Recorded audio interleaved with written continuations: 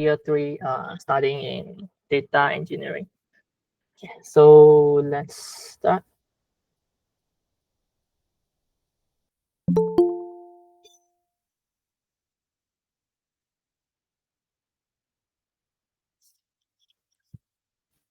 Okay, I'm the lead of Team Aros NIRC 2024. So let's start. So this will be the things that we will talk about later. Okay, let's start with the team introduction. So this is me, Ping Hao, data engineering. And so we divide our team into two parts. One is software part and the other one is hardware part. I will talk about this later. So I'm the software lead for this software division. And this is Antong. She is in charge in the software division also, and she's also assigned a role of strategy master. So what is strategy master? We will talk about this later also. Okay, so this is Siyuan. He's studying in biomedical engineering. He's the lead hardware lead of the hardware division. That means he will in charge in building up the robot and everything about hardware he will do lah. Okay, and also Rui, she's also in hardware division. She will work with Siyuan in building up the robot. Okay, so she's also assigned with the role of finance master. So for information, for UTM have two teams that will participate in the NIRC competition. And these two teams will get 1,000 ringgit from NI fund. So you guys can utilize it. So we assign this finance master. That means she will help to control the budget and everything. Whatever we want to buy about hardware or anything, then we will discuss together and see if we need to spend how much money on the hardware we want to buy. So she will control budget. So this is 2014. Okay, so what is NIRC? Does anyone know this competition before, or this is the first time you guys hear?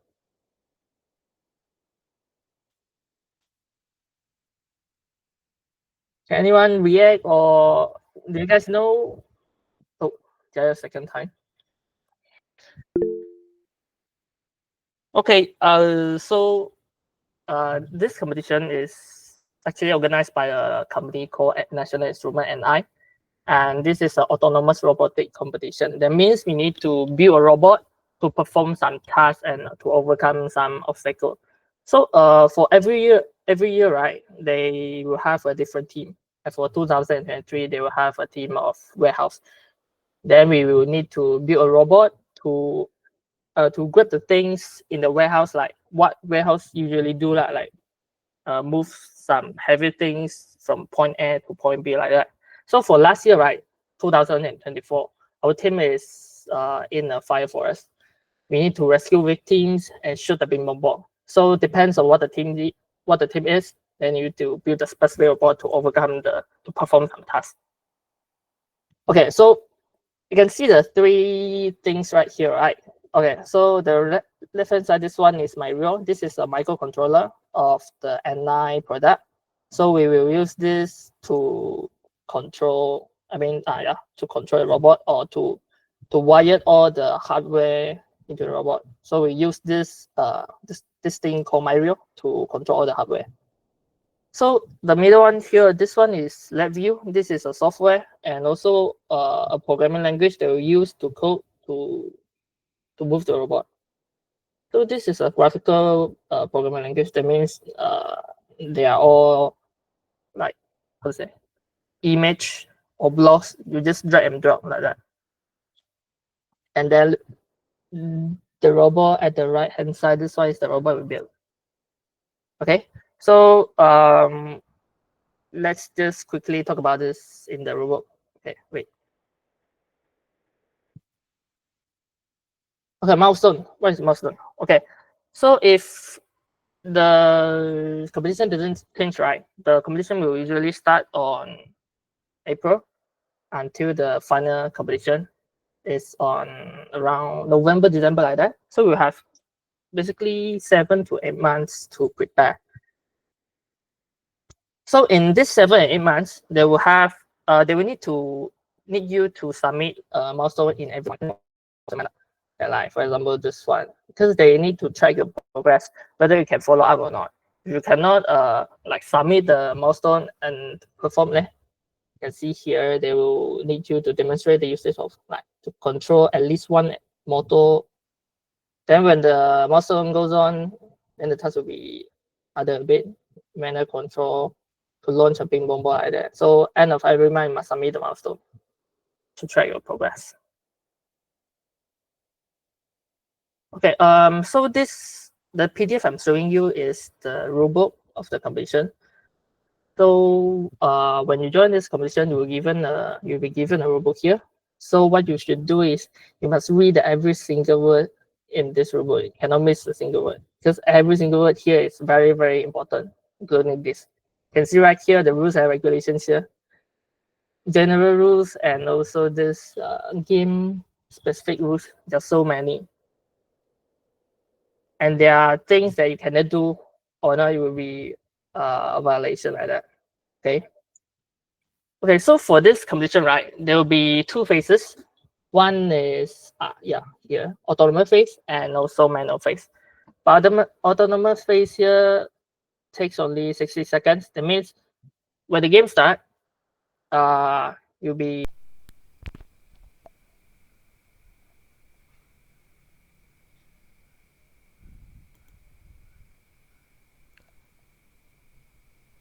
Sorry, Ping Hao, have you changed your screen?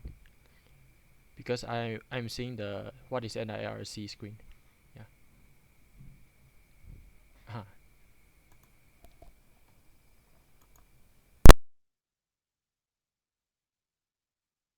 now can see.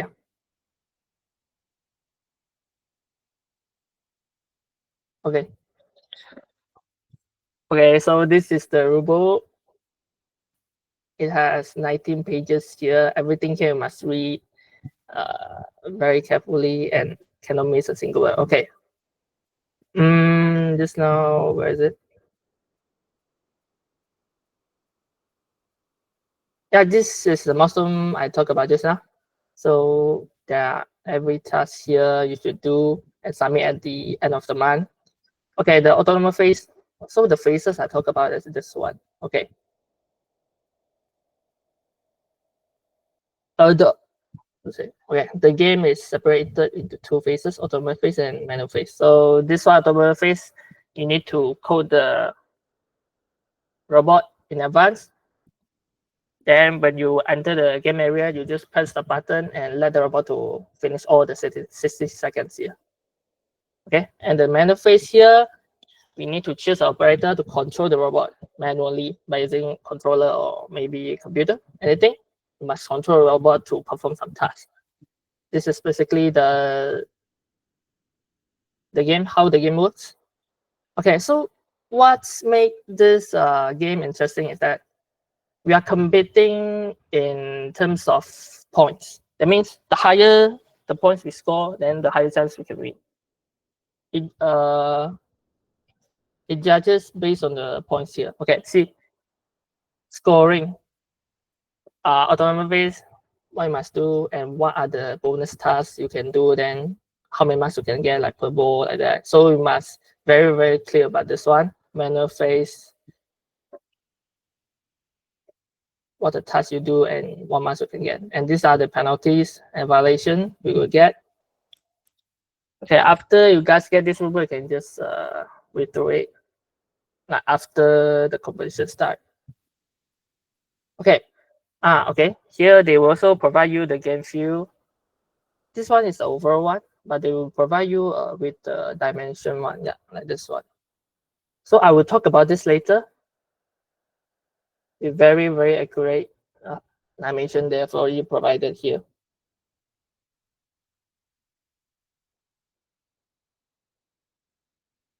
Okay, so the third one, this one is the mentor.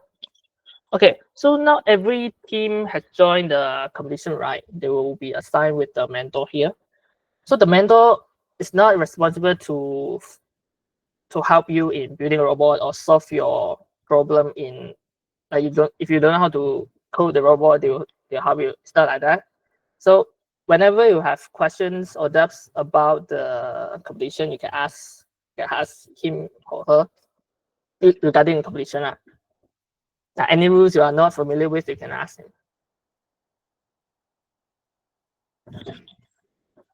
Okay, so this is our game. The size is I think 4x4 meters, if I'm not mistaken. Okay, so we need to you can see the sorry, you can see the small blocks here, right? These are the obstacles here. And the pivot board here is the scoring element. So what is scoring element? Scoring element is that the things can get points. And also the little things here, can you guys see? This one is the victim. So our task is to move this victim to the safe zone here. And also the ping pong ball into this tower. So there's a tower here. So if you guys get this kind of scenario, then you need to build a robot. You will need to think about okay how you should bring this ping pong ball into this water tower and how you should move this victim into the safe zone. So this is how we build this robot. They can collect the victim and move it into the safe zone. Also ping pong ball. We use a elevator to send them out here. I just briefly talk about this because there are so many details about the game. Okay, then I move on. Okay, so what are the advices or what did we learn throughout the completion, like 7 or 8 months journey? Okay, first one is work fast. This one is very important. Okay, although you might be thinking that we have so many months, right? So 7 to 8 months, but actually it's not that many time for us to use. Just for okay, this one is the design we made initially at the very beginning, and we start to build a prototype. But this one is already the full robot. Let me show you. Oh, it's okay. Okay, building up a robot is very time consuming. So if someone is anybody in your team, like one already working on the software and one is like kind of free, so you can just help with the hardware team. Because this one is very time consuming. Okay, this one, like only taking out the parts that we need to repair or exchange anything in the robot, it takes us about like 3 hours to change over just a single thing in the robot right here. And also, right, any robot you build must be based on the game feel. So later we'll talk about this later. I will talk about this later about the game feel. So before building out the robot here, you need to build a prototype first. That means you need to build a simple version of the mechanism first. Then you would need to try on it first to check whether it can work. If it can work, then we can just proceed to build the robot. This one is the transformation of a robot. This one until this one. Oh, for this thing, right? This one we bought a drawer slide. Yeah. Then we print a 3D part on it, and we use a nylon to wire. Yeah, to wire it and to make it an elevator. That means you can move from bottom to up. Okay. For this idea part, right? I have okay. If you want to get any ideas for building a robot, because I found this publication, FTC Virtual Machine. It's actually have a lot you can see because their competition is kind of same like ours one. Like this one.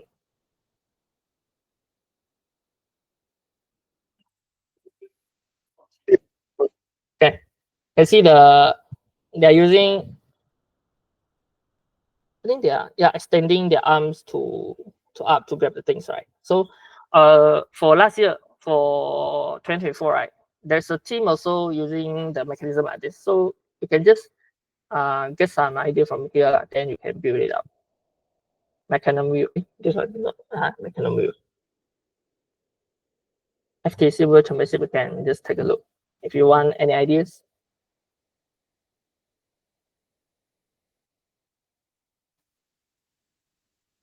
Okay, so the second tip, build a same game view. Okay, so the same here is not similar, it's same. So you need to build it exactly same with the dimension provided by the combination. But there will usually there will usually be some differences. It's okay for that, but you need to build, just try to build the same game view. Okay, today one set. Okay, today is our previous supervisor of Aeroscrap, the one set. Venus always has the same game view. Okay, why is it so?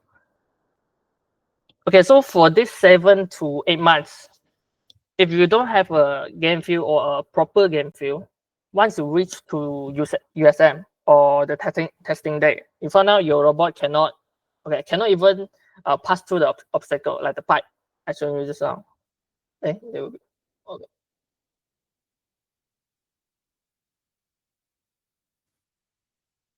Wait, sorry.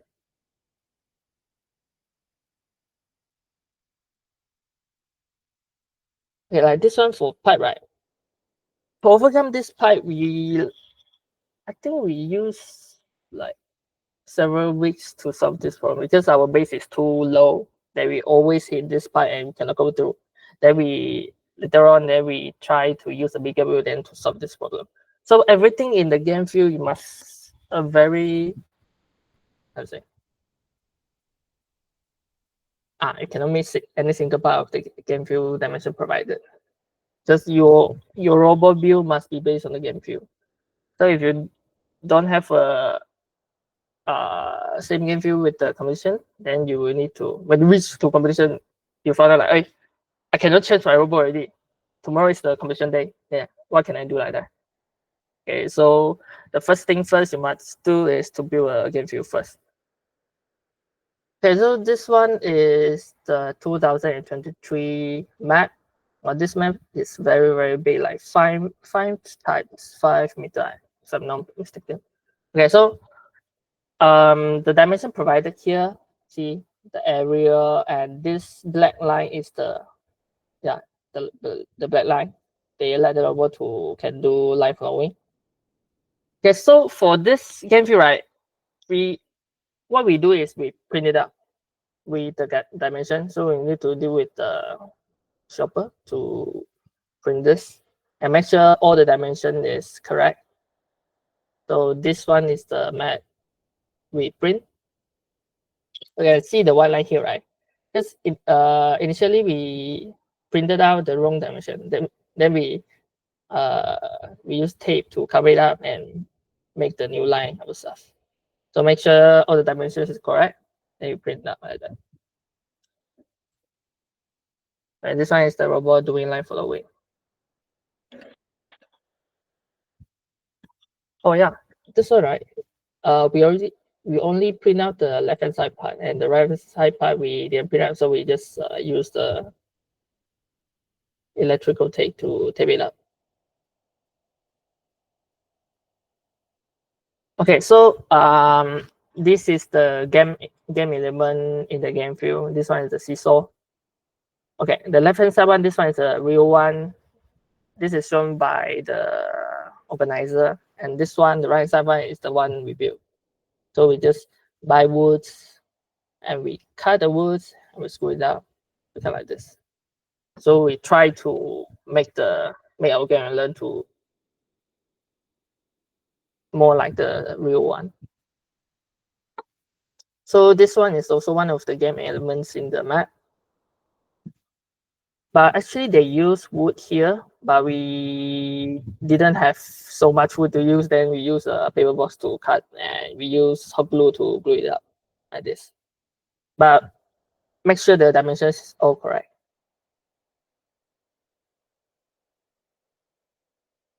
Okay, this one RAM. Okay, then we just build a RAM like this.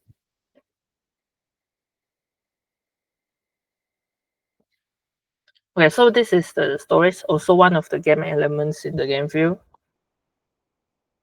It's actually like this. It's a set, but we couldn't get this, then we just build ourselves with a box like this one.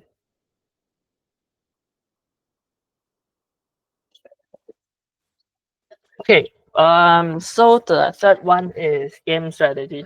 Okay, so this is also very, very important because there are so many tasks we can do. Like last year one, right? I mentioned that last year one, okay, last year one also only 2 tasks, but the 2023 one, there are so many tasks to do. Okay, like for example, last year one, we can shoot immobile to score points, and we can rescue victim to score points. But normally they will have more tasks, like you can wait, see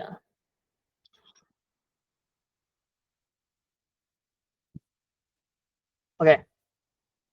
So for the points score is actually already listed in the robot, so you must take a look at that.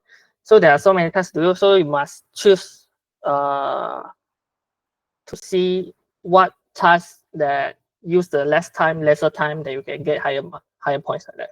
Then you can get you can do comparison like this one is faster or this one, because they are so the game field is so big that you can go anywhere you want. So you just have to make sure that you are choosing the shortest path to reach to perform the task, and so you get higher points. So I recommend you guys to do the table like this to calculate the maximum points you can get. Like for example here, right? Score 1 motor ball, you will get 20 points. So there are a total of how many? 50 water balls here. So we will assume that we can get all of it into the water tower. Then we will calculate it. So this is the maximum points we'll get. So when the competition starts, when the opponents get the marks, get the points, you can already know that or performing bad like that. Like if the team cannot even get over 100 points, that means it cannot perform many tasks. Like victim here. So when you are training, okay, I will talk about this later also. When you are training, you must also try to get to close to the maximum points here. There are actually some violation here to detect your marks, but I just put one here. Oh, okay. So this table is the 2 different strategy. So we just compare it and we decide to use the more stable one.